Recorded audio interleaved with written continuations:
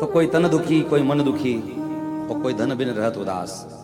तो तन का दुख भी एक कष्ट देता है मनुष्य को। कोई मन दुखी, किसी को मन का दुख है, तो कहोगे कि क्या हाल चाल है? बोले कहे कि तबीयत बहुत चकाचक, बढ़िया, अच्छी बात, ठीक।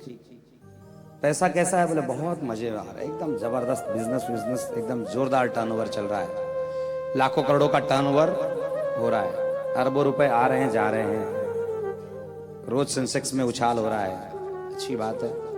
पर क्या दुख है तुम्हें? तो कहता है कि क्या करे, सब कुछ अच्छा था, पर हमारा जो बेटा है वो हमारी घर की नौकरानी लेकर के जैसी आराम हो गया। उसको कुछ हमारे घर की ठीक ठाक नहीं लगी, हमें बायोडाटा बहुत अच्छा बताया था, पर कुछ सेट नहीं हुआ। उसको मन का दुख है, ये मन का दुख है, छूटता नहीं कभी किसी का। सब कुछ ठीक ठाक है, बहुरानी सुनती नहीं है, बेटा है सुनता नहीं है, सब ठीक है, बेटा भी सुनता है, बहू भी सुनती है, तो पोता सुनता नहीं है, पोता लायक नहीं निकला, तो ये मन का दुख है। तो तन का दुख भी गया बीमारियों से, मन का दुख है सांसारिक झंझटों से।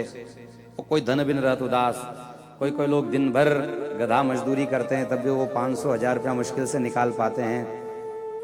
और कोई साहब बड़े बड़े फैक्ट्री लगा करके आराम से परिश्रम कर करके वो भी करते हैं। लेकिन सबसे ज्यादा बढ़िया मजा तो मार्च एंडिंग में सीए साहब का होता है, जो कम से कम सिग्नेचर करके रेडीमेड चेक लेते हैं। काम करने वाले नीचे काम कर लेते हैं, और सीए साहब बैठे क्या कोई यहाँ पे?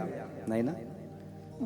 तो रेडीमेड किसी को आराम से पैसा मिलता है, और कई लोगों को बहुत परिश्रम करना पड़ता है।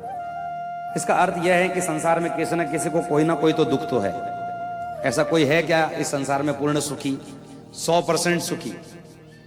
कोई ऐसा कह दे 100% सुखी? कोई नहीं कहता, क्योंकि संसार दुखालय है। इस दुखालय में दुख ही मिलेगा, यहां कुछ सुख मिलने वाला है नहीं। जैसे औषधालय में औषधि मिलती है, पुस्तकालय में पुस्तक मिलते हैं, वैसे दुखालय में दुख ही मिलेगा। संसाराय दुखालय न शाश्वतम, यह दुख का शाश्वत स्थान है। पृथ्वी से मुक्त होने के बाद ही व्यक्ति को कोई ना कुछ सुख प्राप्त हो सकता है। पर आप कहोगे कि चलो स्वर्ग में सुख होगा, तो साहब स्वर्ग में सुख तो होगा, पर स्वर्ग में इंद्र महाराज को भी अपनी कुर्सी ढीली होने की चिंता सताती रहती है। कोई और तो 100 अश्वमेध यज्ञ नहीं कर लेगा, तो हमारी कुर्सी तो ढीली नहीं हो जाएगी, फिर हम तो पदच्युत नहीं कर दिए जाएंगे। संसार के सुख को भोग करके, अच्छे दान पुण्य करके व्यक्ति चला तो जाता है स्वर्ग धाम में, और स्वर्ग में चले जाने के बाद भी उसको वहां पर बड़ा चिंता सताती है, क्योंकि उसका पुण्य दिन दिन क्षण होता है। जैसे आपने बैंक में सब कुछ धन इकट्ठा कर लिया, और बाद में आराम से जो उसका सुख उपभोग कर रहे हो, उसका पैसा ले लेकर के धीरे धीरे निकाल के खा रहे हो, पर कितने दिन खाओगे? जब तक बैंक में पैसा रहेगा तभी तक ना। तो इंद्र भी उतने ही दिन भोग भोगेगा जितने दिन उसका पुण्य का संचय है।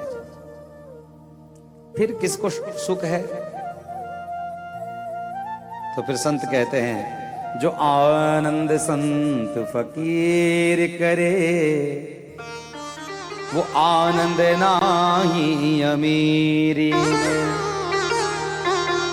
जो आनंद संत फकीर करे, वो आनंद नाही अमीरी में।